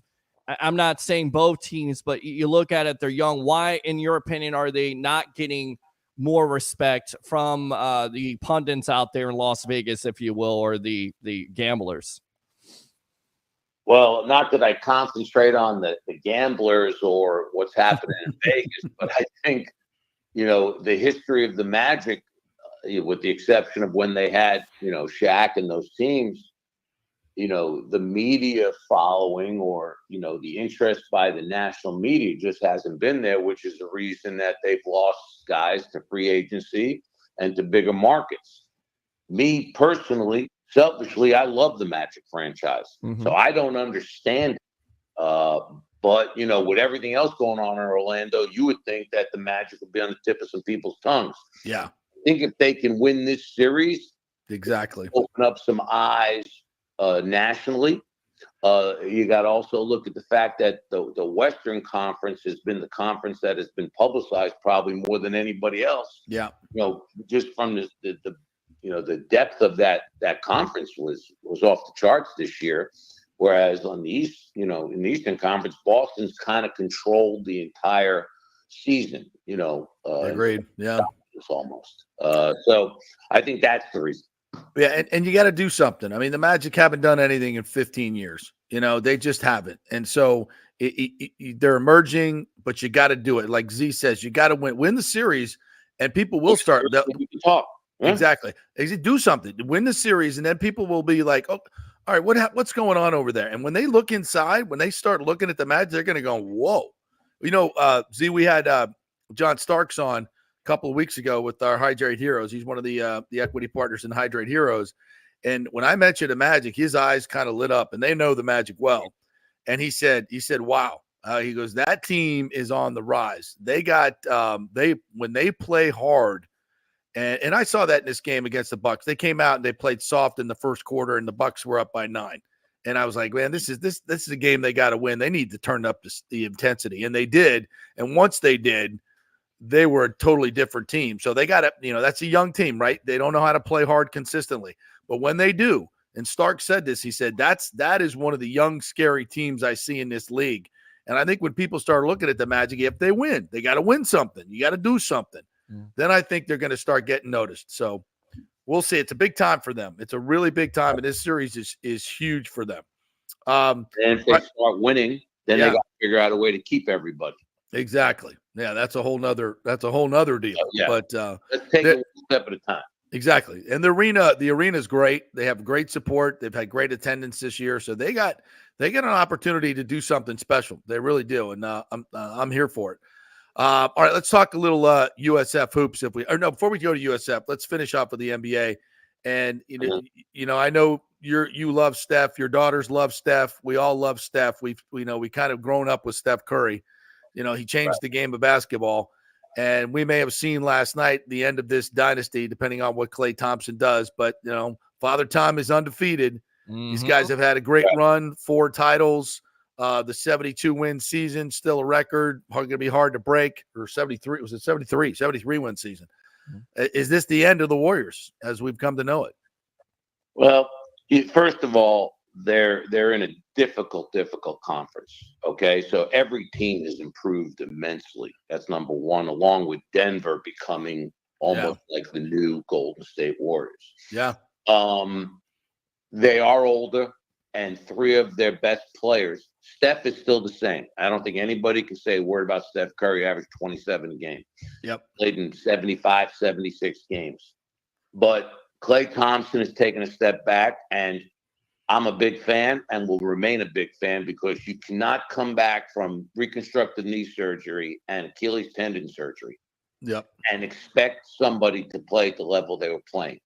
So I think he's got a legitimate, I don't like using the word excuse, but he was going to take a step back, even though he averaged almost 19 points a game this year. Wiggins, very inconsistent this year. Draymond Green, you know what you're getting with him. I think the biggest issue with Golden State Warriors is not whether Klay Thompson stays or not, are they going to get those four guys, if they're all together again, are they going to get those guys to play 75 games together? Right. Because you can't have Draymond Green play 55 games and expect an outcome much different than the outcome they had. You can't expect Andrew Wiggins to have the kind of year he had after being an all-star a couple of years ago. And he's got his own issues. So you're talking about four veterans that have won a lot of games together, but this year they just didn't play a lot of basketball together. They just didn't. Andrew Wiggins played 71 games, but again, that's 11 games. That's 11 games he wasn't on the court. Draymond Green played 55 games. That's 27 games he wasn't on the court. That's suspended for most of them. Yeah. Yeah. And then you got look, they're just not the team they used to be. Right. I mean, they can't be a great team again. But when the expectations are that we are a dynasty per se, you can't miss the playoffs. Yeah, and that's what they did last night. They missed the playoffs in an astounding way. They got beat badly last night by a bunch of young legs. That's what happened. That's right. Yeah. In your opinion, is Chris Paul a failure for them because they were trying to pick him up, get that veteran experience? Paul's never really been able to not only stay healthy consistently for a season, but also when it comes to playoff time, he somewhat disappears. So in your opinion, looking back at it, and I get it, hindsight is 2020, but was that the correct move to go after Chris Paul, or should they get younger in this offseason? And maybe that's the reason why you move on from a Klay Thompson and possibly your core. I just don't think if you have an opportunity to get a Chris Paul into your franchise, you turn it down. Mm-hmm. But again, he's older. He's, you got 15 years NBA legs. It's not like this guy. If you watch the game last night and you look at De'Aaron Fox moving around the court, and then you watch Chris Paul and those guys, it's night and day. I mean, it's just the youth of some of these teams with the ability they have is just better right now than Golden State, and defensively, Golden State was always a very good team defensively. Personally, I don't think they've been a very good defensive team. No. And last night showed it. They just, they're a team in flux. They've got veterans, Hall of Famers. Look, they basically have 5 Hall of Famers on that team. Right. When you look at Curry, Green, Thompson, I don't know if Wiggins is, but Chris Paul is. So they've got 4 shoe-in Hall of Famers, and they didn't make the playoffs. Yeah. They're old. They miss games. Their chemistry is not what it's been because of all that. Yeah. They used to have a 5-man, like take a kid like Andrew Bogut stuff, that 7 feet tall, can pass, can do some things. Kevon Looney's a heck of a player, but he's not what those guys were. Right. And, they're just a different team now, and everyone's expecting them to play the way they used to play. It's not going to happen. Lakers have any chance to beat Denver, and should they have tanked that game to play a young OKC team? And yes. No and yes. I'm not into – I don't keep up with all the tanking and all that stuff. But anybody that's dismissing the Lakers or underestimating the Lakers, regardless of who they're playing, I think is making a big mistake. Because as long as you've got LeBron James on the court, I don't care if he's 51, okay? The guy is There's nobody that's ever been like him. So as long as he's healthy, you have a chance to do something special. And then you add in, hopefully, a little bit healthier Anthony Davis, okay? Then you got guys like D'Angelo Russell and Austin Reeves and, Rui Hachimura. Those guys are good players. It's not like they don't have a good team. So I think they have a chance, but they've got to make a statement right away. They can't go to Denver and be down, 2-0. They got to split. And then then these conversations can ensue, and who knows what can happen. But I never underestimate LeBron James, ever. I will give you that, but not against Denver. Denver, they don't match up. But I hear what you're saying, and the league certainly is invested in having LeBron move on, but that's going to be a tough one. But we shall see. Hey, look, the odds are the odds are. You're right. Yeah. But it's LeBron. It's LeBron. I get it. Yeah. You just can't. That guy's capable of doing some extraordinary stuff still. Even at his age, I know it's remarkable. It's remarkable. It's man. Nobody's ever seen anything like it. The guy's 41 years old, isn't he? I think he's 39, but it's his 21st season, and he still, when he wants to, he dominates games. Just dominates at 39 years old. It's insane. I mean, when Jordan was, and I hate to compare him, but when Jordan was like 34, 35, like he couldn't dominate games. Like the Wizards years were not dominant years for Michael Jordan. Forgettable years. Yeah. This dude is just, can turn it up and do whatever he has to do at any particular point. But Denver, the Joker's tough. The Joker's tough to beat. They've got something special going. But that's why they play this series. That's why they play it. All right, let's cruise over to USF here, and it's kind of sad watching what's going on. Z, I mean, the magic of this season is not far gone, and all of a sudden, Kason Pryor's gone, Chris Youngblood's gone. They're going to lose everybody. I'm a little. What it tells me is, money talks because these kids were invested emotionally in their coach, in their team, in their school. I saw it with my own eyes. You saw it as well. And to have all these guys just flip and go means, there's some serious money on the table that they can't say no to. And I don't blame them. And this is what college sports has become. And USF clearly, at least I don't know this for a fact, but it just seems like to me they just didn't have the money to match, because I know these kids want to be here. I know they love their coach. It's crazy. Right. Well, you and I have communicated offline. When you look at a kid like Youngblood, who basically was quote unquote discovered by Coach Amir. Yeah. As a high school player outside Atlanta, and played 3 years for him at Kennesaw State and helped build that team, and then comes down here and he's player of the year. Yeah. Okay?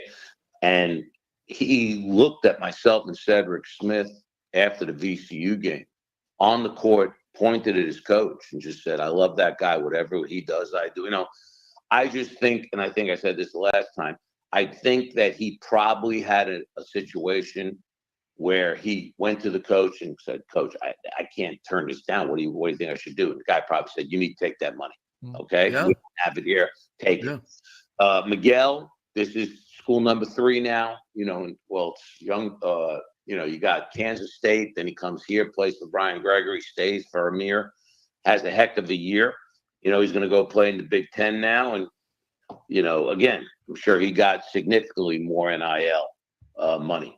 The kid Pryor, Pryor goes to Boise State for 2 years. He's eligible for one of them. He goes and transfers to the old Okaloosa Walton. Now it's Northwest State Junior College. Has a great year. Amir signs him. The kid basically sparked the run. He sparked the run they had. And now he's looking at the same situation. So if you look around the country, all these schools from low major to mid major are losing their best players to power leagues or more prominent programs in terms of NIL. It's becoming a farm system. It's Yeah. USF. I hate to use the term farm system, but that's what it's becoming. If Yeah. they get into a bigger league or power league or increase their NIL to the point where they can compete, Exactly. they're going to lose these kids. And it's not because they don't love Tampa. They're not NBA players. They're going to turn down $200,000. Where are they going to go make $200,000? Right. Exactly. You can't say no. You can't say no. That's the system. This is what all these administrators and everybody wanted. Now they have it. It's created a monster, and the big monsters are going to win out.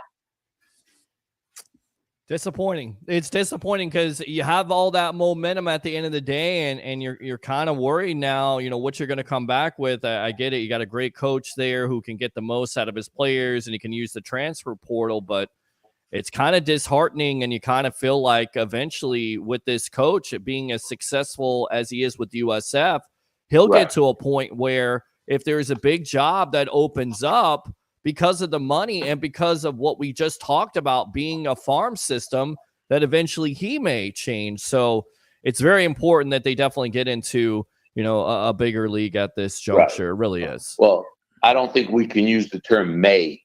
Look, Amir Abdurrahim did.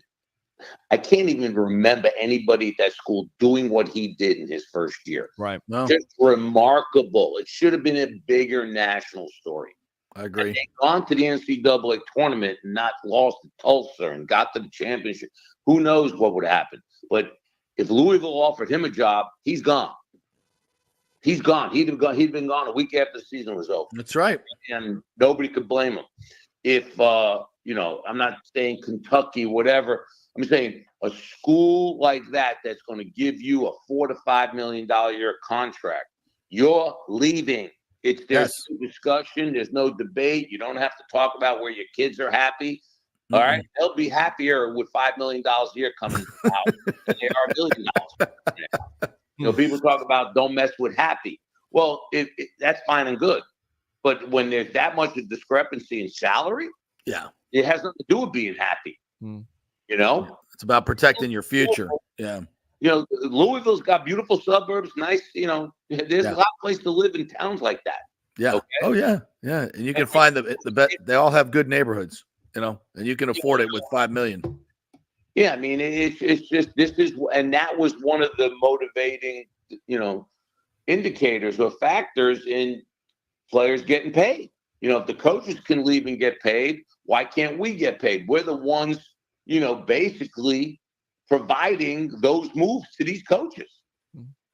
Yeah. So USF's in a tough spot. They're in a tough spot, and we'll see how everything shakes out in terms of conferences. But NIL is ruling the day.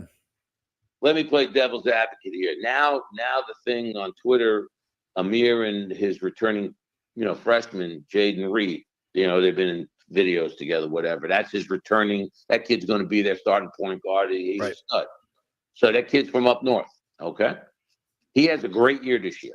As a Big East team that puts out the field that they'd like him to come play for them. What? He's going to stay here? No. Same thing could happen. Same exact thing can happen. So USF fans don't want to hear it, but and it sucks for them. It sucks for them it's bad for college basketball, but it's the world we live in now, and it's unfortunate. Last thing, Z, I did not have Mark Pope on my bingo card as the next coach at Kentucky. Clearly, they're keeping it in the family with the '96 national championship team he was on. They brought them all back the other day to Rupp Arena and the trophy and everything. I'm like, that's great. That's great. Fantastic. Is he the guy? I mean, I thought it was Bruce Pearl. I thought it was NATO. I thought, Kentucky could go get whoever they wanted. Did they not want those guys, or they just want to keep it in the family? What was this all about? I think, if I'm looking at it, from my years in the business, they could not afford to be turned down again. That's in my opinion the number one factor. Okay, they were turned down. Interesting.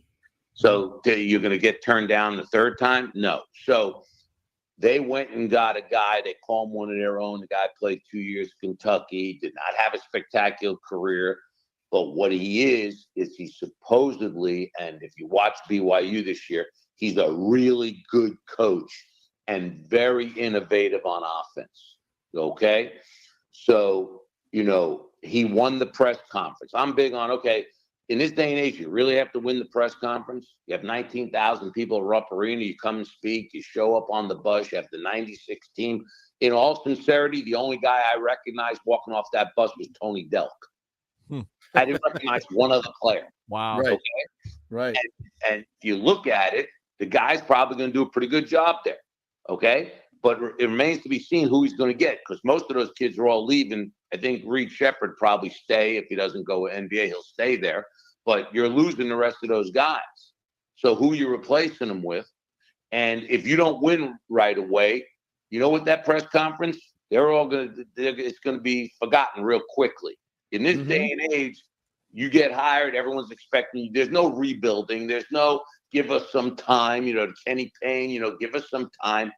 With the portal, there is no time. You should be able to do what everyone else has done in 1 year. Turn it around. Hey, let me tell you what Amir Abdur-Rahim did is going to set a precedent. Look what he did in 1 year. Right. A bunch of transfers. So why can't we do it at Kentucky? Right? But I also think they need to get off this. I took this job. We're going to be playing for banners. Okay, I get it, Mark. I get it, playing for banners. You've won 4 banners there in 40 years. You've had 4 banners in 40 years. It is not like you're playing for a lot of banners. Okay, Connecticut has 6 banners in 25 years. So let's get the program back to where it's supposed to be, competing for a banner, but don't start talking about hanging banners. Please don't start doing that. Well, there's going to be a lot of pressure there, but it's going to be interesting to see how that whole thing plays out with Calipari going to Arkansas. Everybody in the SEC, it's like, they're all one big happy family, right? They're all going to coach everybody else's team. Pearl's been at Tennessee and Auburn, right? I thought there was one other spot that he was at. So Milwaukee, Wisconsin. That's right. So yeah, they'll all just keep making the rounds. We'll see how it works out. All right, Z, anything else you want to add today? Any other local stuff going on? I tell you what, I'm kind of looking forward to this Cavs Magic. Me too. Big time. I think we hitting on something here. I think it's going to be exciting. I might just have to apply for a credential to an NBA game. See what happens. Oh, hey, listen, if you get creative here, you know, there's a guy here has a camera, nearly paid off here, by the way. Okay. Just saying, I'll bring my camera. I'll bring all my gear. We'll do it we'll see what we can do. I'll get Paul Poulter over there to give me a recommendation. Absolutely. There you go. All right, Z, good stuff, my man. Always. Appreciate it. Let's chat next week. Let's keep it going. The people love you. They love the Z. You got it. Thank you for the opportunity. All right, and if you want to get your child trained up, your youngster trained up, DZ Sports is where you go. David Zimroth at Verizon.net is how you get in touch with him. All right, we'll take a break. We'll come back on the other side, get to some other we'll talk some USF spring football. Peter wants to jump in on that. We'll get some more Rays and Bolts talk in here. Maybe a little bit more Bucks, too. We're going to slide that in. And there's something going on at University of Florida, their baseball team. Have you heard about this? I have not. Jack Caglianone, he hit a 500-foot home run yesterday. Wow. I got to find out more about this and do a little bit more research. But you Florida Gators out there, you tell me all about this ridiculous power here. He's got 21 home runs so far this season. He's going to obliterate the record. So we'll talk about that and more when we come back on the JP Peterson Show, brought to you by the great folks at Hydrate Heroes and the Golden Diamond Source, our good friend Julie and Steve Weintraub over there. It's their 40th anniversary, and April is Diamonds Month, so you're getting 20% off your diamonds as well because of the birthstone of April.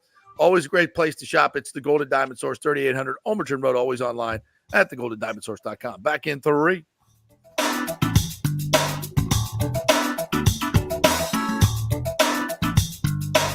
Hey, it's a great time to buy a house and get a mortgage with American Mortgage Services. Okay, I got your attention now.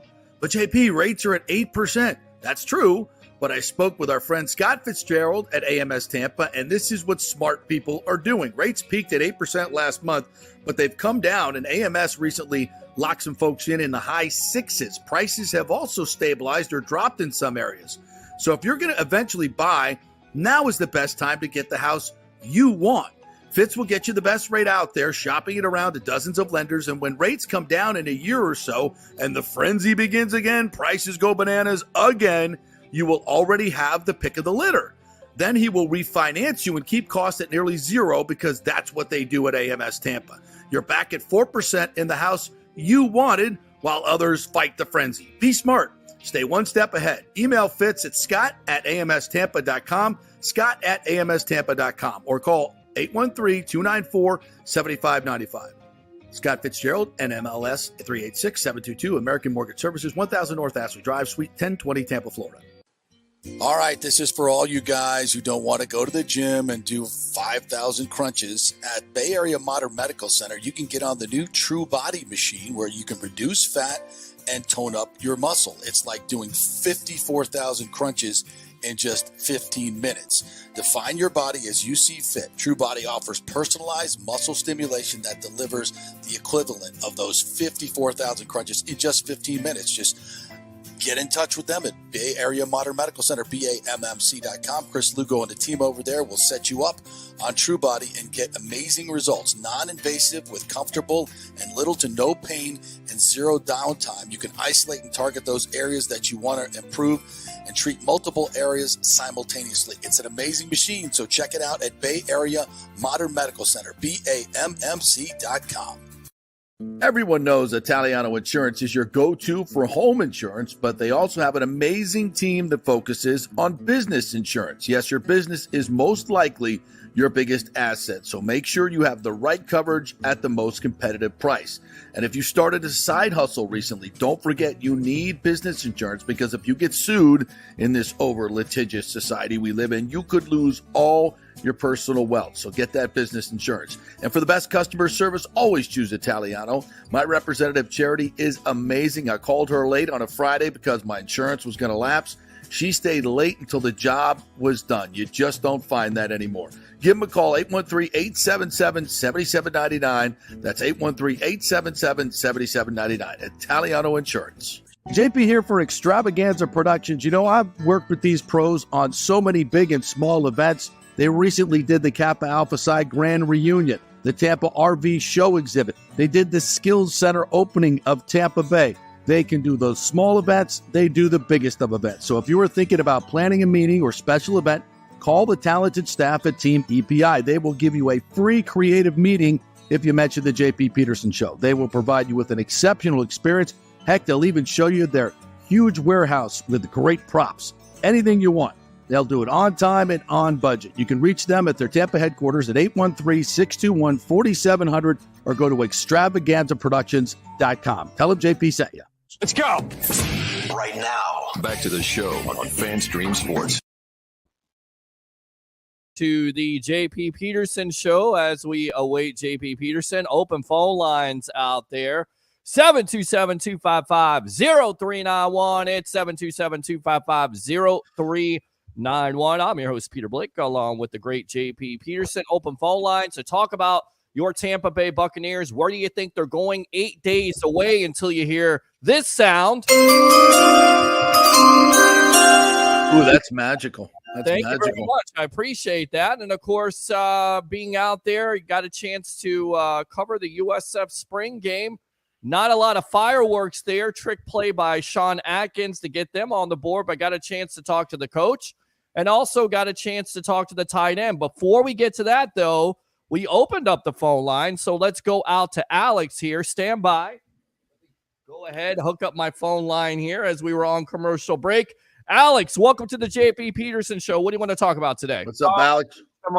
Thank you so much for having me back, man. It was a privilege, and thank you for having me on this show. I think a week and a half ago, 2 weeks. But I actually wanted to swing it to talk about that crazy Tampa Bay Rays win last night. Man, what a game! What a game! What a game! So, what about this resilient team, man? I tell you, I know. I say it every year. First of all, I want to say hats off. I have not been able to say it all year long, but I want to say hats off to our pitching, hats off to our bullpen. What a tight game. The offense was very strung out, 1 hit through 9 innings. And then the pitching, Savali pitched another great game. By the way, what Eflin and Savali has been able to do to lead this team and that starting two starting rotation spots has been absolutely fantastic. And yet last night was no different. But man, what a tight matchup. Offense has been streaky. A 1 hit through 9 innings, and what the offense pulled out in that 9th inning to keep it going. I think it started off with Harold Ramirez getting that hit. A little infield hit, yeah. Yeah, hustling Harold as he's been there, because that guy, he just doesn't give up. I mean, he continues to run as hard as he can to make something out of nothing. You're exactly right. I think there's a lot of concern, and there's still question marks about this bullpen, namely in those high leverage situations. And then on top of it, the walks, they get out of it. Jason Adam, good for him, but you can't continue to have walks. You can't continue to give, because the Angels are not great. Okay. Let's put it out there. But if you continue to give those teams, those offensive lineups, those second chances, you're really just asking for it. So yeah, that's my big time question. Can they navigate this? JP, what do you say? Because the bullpen, Yeoman's work last night. Well, by the way, what was that from? Yeoman's Yeoman's work by the bullpen. Don't you know what a yeoman is? Well, what is a yeoman? What is it? Back in the Middle Ages, they were the grunt workers. They were the hardworking grunt guys that cleaned out the stables and stuff like that. Well, that's the hard work, the blue collar people. That's yeoman's work, right? Yeah, I did yeoman's work last night. There you go. I think you got that right. So good stuff. You learn something new every day, and that's what it comes down to. Your bullpen and your pitching, and Savali. He hasn't been given enough run support. That's what it comes down to, because he's giving you quality starts. So hopefully that has to change. But I think it goes back to what I said. You're doing all this without Diaz and Arozarena doing what they did last year. That eventually that's coming. That's going to happen. Eventually they're going to get back Josh Lowe. So Brandon Lau, not so much. Let's not even mention his name anymore. It's just like, I'm so tired of talking about that dude and what he can and might do. He's a China doll. He just can't play. Move on. Let's start investing in guys that can actually get out there and play. Diaz hitting 197. 197. Arozarena hitting 169.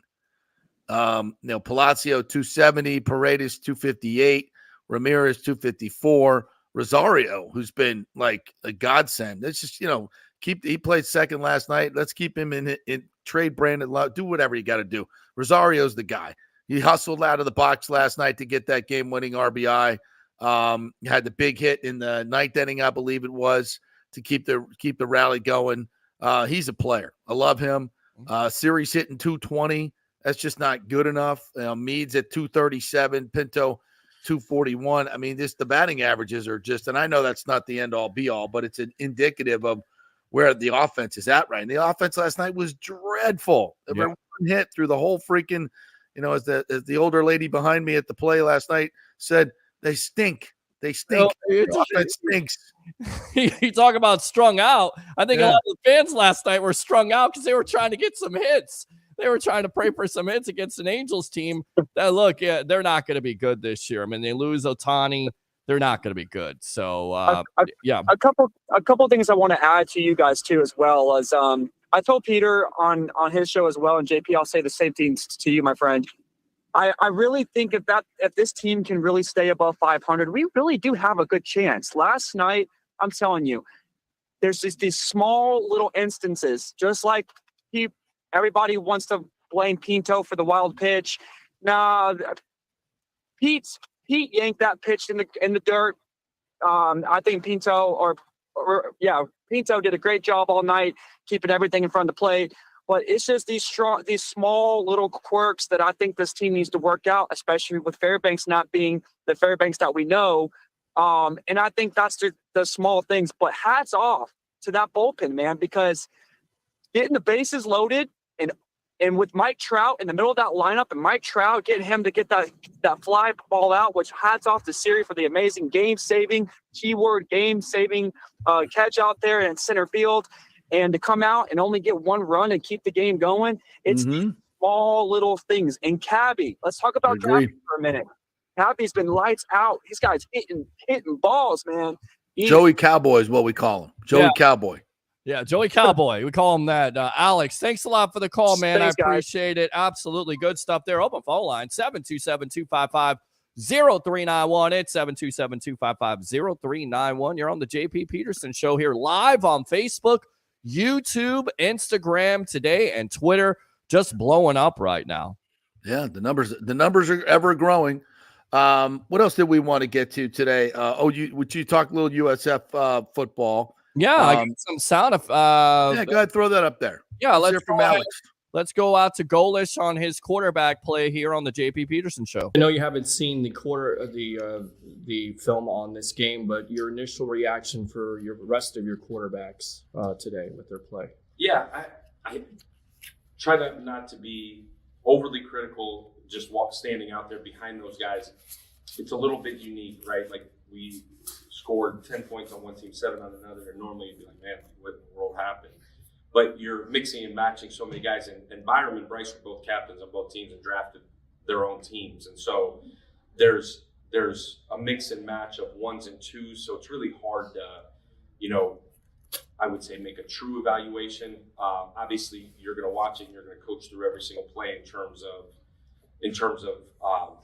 the progression, the actual technical part of it, and then the tactical, the decision-making part of it as well. But I thought for the most part, they functioned. For the most part, balls got out on time. And for the most part, they did a really solid job of managing both sides. All right, so there you go. I mean, not much you can say besides, look, you go to a spring game, you expect some fireworks, but you're not going to give it all away, right? And then on top of it, you don't have any major injuries. So that's what you're looking at. And there's high expectations with, Byron Brown coming into this year with what he did last year. Can he continue that momentum? Does he get into that Heisman spotlight because of, being multifaceted? He needs to throw from the pocket more. He talked about that last year, how he's getting coached up to stay in the pocket, but you still have to use his athleticism. You still have to use his mobility. Now, a big part of that will be the tight end room. I want you to pay attention to Gunnar Grunwald because he came out. The coach said, oh, this guy right here, big guns. It certainly seems like it's not all about the quarterback on this team. For you personally, what are you looking to improve on from last year? I want to improve on kind of everything. Big boy. My route running. I want to improve on my insert blocking. I think that's a huge emphasis for me, especially with my body type. More of like a fullback type of deal, I want to improve on perimeter blocking for sure. I feel like I have improved on all three of those things this spring. Coach Taylor's been helping me so much. I appreciate him so much. And Coach Golish too. He comes over and helps the tight ends as well. So they've been pushing me. And I feel like I've gotten a lot more comfortable doing those things, a lot more confident doing those things. So those are just the three of the main things that I want to work on. Your offense is about tempo, but it seems like when you said blocking, you guys want to be more physical. Is that your attitude coming into 2024? Oh, 100%. Yeah, we want to obviously want to keep a fast tempo, but we also want to hit people pretty hard, especially in our tight end room. We love blocking. Me and Wes and Jonathan and Colin and Gerard and Wyatt and Dangler, especially Dangler. Man, he hits people hard. So we all love it, and we love doing insert drills. We hit the one man before practice, and we take that pretty seriously. We like just putting our head on stuff, and yeah. What do you enjoy more, catching a touchdown or pancaking somebody? It's pretty close. I will say I like catching a touchdown, but it's a tight one. I like pancaking somebody, especially if it's like I've earned the pancake. If it's just kind of a tap off, it's not as cool. All right, so there you go. Like that kid. How big is he? He looks about 6'3", 6'4", but he comes in there and he's flexing his guns, and even the coach makes you notice it. And it's a good thing because look, you're going to have a running game. You can't pass. We know that you can't be one-dimensional because there are still questions about Brown throwing from the pocket. And even he's talked about it, how he's getting coached up to not take off because with the mobile quarterback, it's a one read and go. And if you want to make it to the next level and you want to progress, and we know, JP, that defensive coordinators, they pick up on those tendencies, and they will pick up on those tendencies in order for him to have, if you will, that evolution to his game. He has to throw from the pocket consistently, go through not only the one read, but the 2, the 3, and the 4 reads when he's got the opportunity. So the running game is definitely going to come in handy, and being more balanced makes that team even more dangerous on offense. Yeah, I'm looking forward to year 2 under Golesh, and I'm going to go back and watch that spring game as well. Hey, before we take our final break, and we got a special guest coming up here in our final segment, I wanted to mention that the Florida Gator Jack Caglianone, I believe that's how you say it. Mm-hmm. I was watching this on Twitter. He hit this home run. I think it was yesterday, 516 feet. Wow. Which would be the longest home run. StatCast longest home run is 505 feet. And that was, forget who that was, but that's StatCast longest ever recorded. This one was evidently 516 feet. I don't know if it was StatCasted, but he's hit 21 home runs in 36 games. Hit home runs in 7 straight games. He's also a pitcher. He's the collegiate Ohtani, a left-hand pitcher and first baseman. He is having one hell of a year. I'd like to see him in the middle of a Rays lineup. Can the Rays get him? Can they get him now? Is there any? We've never, when have we ever drafted a Gator or a Seminole? Had a chance with Buster Olney. Yeah, but it would have been nice. Exactly. Yeah. Thank you, Scott Boras. Or thank you, cheap Stu Sternberg. Let's put it that way. Buster Posey. The reason why you didn't draft, you wouldn't draft Buster Olney because he's not going to give you any. Buster Posey. Yeah, Buster Posey from Florida State. The reason why you don't draft him is he's too cheap. You can't sign him. Well, and you get the greatness of Tim Beckham, who's supposedly going to be the next BJ Upton. And oh, by the way, 3 World Series later for Buster, and here we are. All right, we got to take a quick break. When we come back, James Poulter from the Chichi Rodriguez Foundation is going to join us. He's got a great event coming up that I will be emceeing. It includes Rondé Barber, so we'll check in on that when we come back. Quick break here on the JP Peterson Show. Stay with us.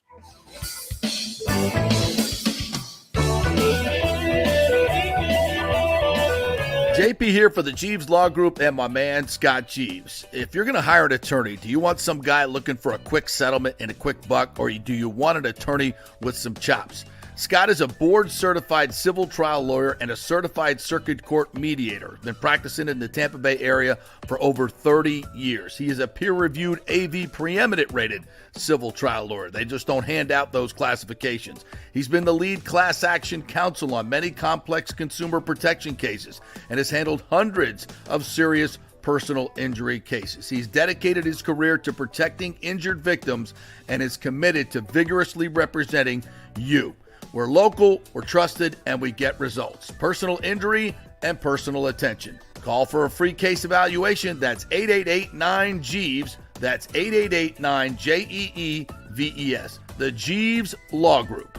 JP here for the Geddes Gordon Real Estate Group and our good friend Jane Geddes. Folks, simply put, there is nobody like Jane. Jane is a former LPGA 2-time major championship winner. She was also vice president of talent relations at WWE.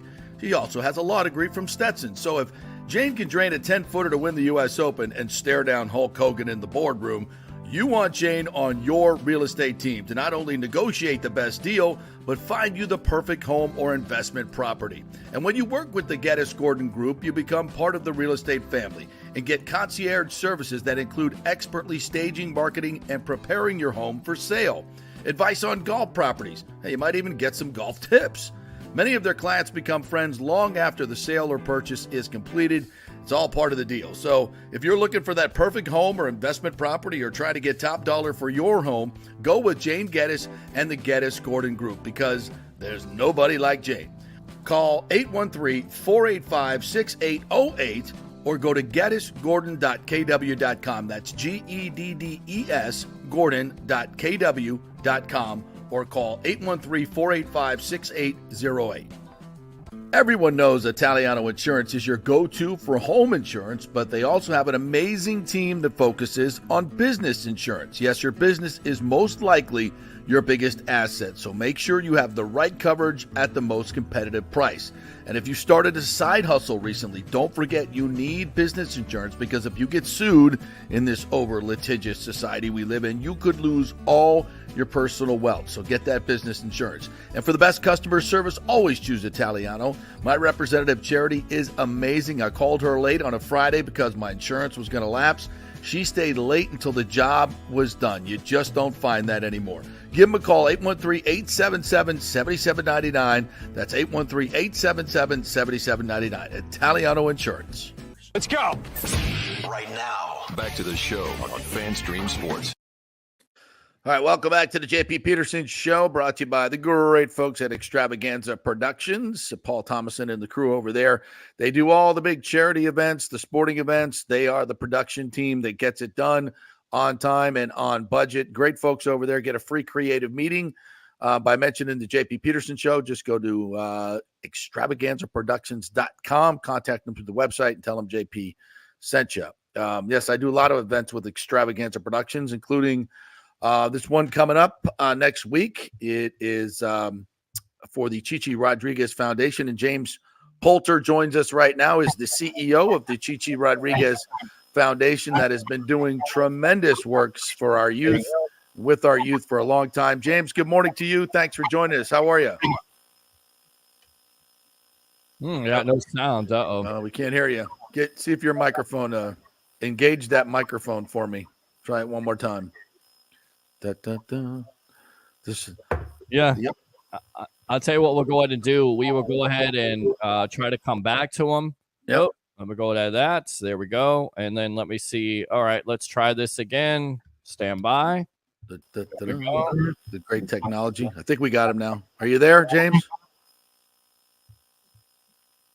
No, I don't think he's there. So I'll tell you what, if he wants to, tell him to please call back here. Hold on a second. Activate that microphone. Getting a little bit of feedback. All right, we'll try to get him on. Yeah, let's see what happens here. Let's see if we can get him on again. We'll try it again. Hopefully, third time's the charm. How about there? Now? There we are. There we go. Success. Switch to different settings. Just one different setting. That's all it takes. What's up, James? How are you? Sorry, fellas. Good. How are you guys? Thanks for having me on the show. Good, man. I'm excited about the event next week. Tell us a little bit about it. The Sapphire Soiree at the Clearwater Aquarium. Haven't been there in a long time. This sounds like a pretty swanky event. I'm looking forward to it. Rondé Barber, the Humanitarian of the Year Award. Robin Zander from Cheap Trick's going to be there. Tell us all about it. Yeah, it's going to be an exciting night. So it's our 45th anniversary of the Chichi Rodriguez Youth Foundation. So we've been in Pinellas County since 1979. And so we actually operate a public school on a golf course. It's really unique in partnership with the Pinellas County school system. And we have about 100 kids that come to school here every day on campus, and they're performing below grade level. So we help them get back on track academically. And we use golf as part of that curriculum. So we're also part of the First Tee program. We're the First Tee at Clearwater. And so we're teaching kids golf and life skills in North Pinellas County. And it's going to be a fun night, kind of celebrating our successes. Rondé is a friend of mine through the Valspar Championship. Nice. I volunteer for the Valspar. I'm a copperhead. I help promote the tournament, sell tickets, sell sponsorships. And, we're so lucky to have him in the Tampa Bay region as the general chair. Yes. And that event alone just generates, millions of dollars a year to pump back in the community. So, we're very fortunate to have a tour event in our backyard. And so we felt it was the right time to honor Rondé. And luckily, Robin Zander, who I actually taught his kid golf 20 years ago. Really? When I first moved over, and his kid still hits balls at the driving range, Robin Jr. So Robin and Robin are in town. They're actually doing a concert at Amalie Arena on the Friday night. Yep. And they're going to do a little private 30-minute acoustic set for us on the Thursday. Oh, how cool is that? Yeah, they're going to be playing with Hart on Friday night at Amalie. So we get a little preview to that show. That's going to be super cool. And so how does Rondé get involved with the Chichi Foundation? I know he supports so many charities across the board. So, and I know he loves golf. So you got two things right there, right? Yeah, obviously he's a huge golfer, and just with his leadership with the general chair role that he has with Valspar, we're what's called a pillar charity for the Valspar tournament. So a larger portion comes back to the foundation for the work that we do. And we're out there all week activating different things. Like we had the 5K the Sunday before the tournament. We were all there out there. Rondé was there hosting that. And it's just, a big build up to a whole week long of events. Our kids get to be standard bearers. We do a junior clinic that week. So just the impact in the region is huge. What is that impact in the region? What's the turnout been like for this? For the event coming up, or just in general with the first tee and Chi-Chis? Just in general. Yeah, I mean, we've impacted thousands of kids over the years. I mean, the most important thing for us is getting them back on track academically, helping them graduate high school. We've had kids that are into golf. We've had some kids that have gone on to do long drive contests. We've got one right now over at the driving range that's doing some long drive competitions. But really just turning them into good people so they can be, give back and be part of, life and society moving forward. So. You mentioned Barber. Is that the greatest Tampa Bay sports play in history? Do you always tell them that? Because to me, 92 yards to close down the vet. And at that point, because the Bucs are not able to get over the top and they're able to go over the top against the Eagles, you kind of feel like they're going to win Super Bowl 37 over the Raiders after just beating the Eagles. In your opinion, is that the greatest Tampa Bay sports play? I think so. I mean, it was weird because I moved over 20 years ago too. So it was kind of one of the first plays that I remember moving from England, right? And that year that we won the Super Bowl was amazing. James, I've been out there to Chi-Chi. It's been many, many years, but I've been out there and seen what you guys do and the facilities and everything, and it's amazing, and met some of the kids. What amazed me is how mature these kids are and how much they've learned. Do you have any specific stories of kids that have come into your program struggling in their academics and then perhaps gone on to college or something like that? Yeah, I mean, we've got several. One right now, Sean from May actually went through the school, went through our first T program, went on to college, and now he's looking to turn pro. So we're trying to help him get some sponsorship dollars to do that. Right now, he's caddying over at El Memorial in Tampa. Saving up some money and playing some golf. And, he's, still in his early 20s, but he's giving it a go out there. It's hard. It's a hard grind to make the tour, right? And it takes, the Scotty Schefflers in the world make it look very easy. But there's a lot of really good golfers out there. So, just kind of helping them navigate that, and try and pick the best path forward. And not just the golf world, but I know you've had a lot that never even planned on going to college, that end up going to college and coming back and being, great members of our local society here and contributing back, right? Yeah, definitely. Jeremy Robinson actually sits on one of our advisory committees now. He came through the program in the early days. He's in the hospitality hotel business, and made a big difference in his life and his ability to get back on track. A lot of the times these kids, they're not bad kids. They just need some extra help and support, some challenges at home. And so with our environment, with it being a little bit smaller, they don't get lost in the system so much. And so we can kind of help them, guide them in the right direction and keep in contact with them. We offer higher learning scholarships.